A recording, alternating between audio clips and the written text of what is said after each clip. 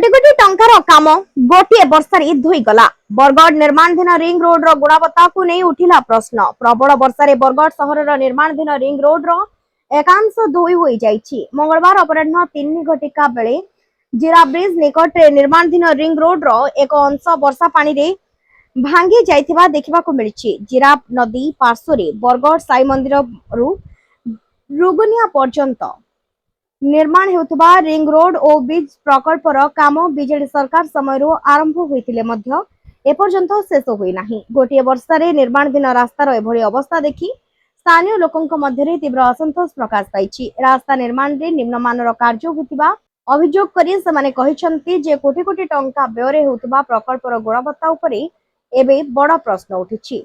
एही घटना परे संपृक्त विभाग और ठेकेदारक भूमिकार निरपेक्ष तदंत करी दोषी विरोध में कठोर पदक्षेप नेवा सह रास्ता को गुणात्मक भाव में पुनः निर्माण करने को स्थानीय बासिंदा दावी करिसेंती।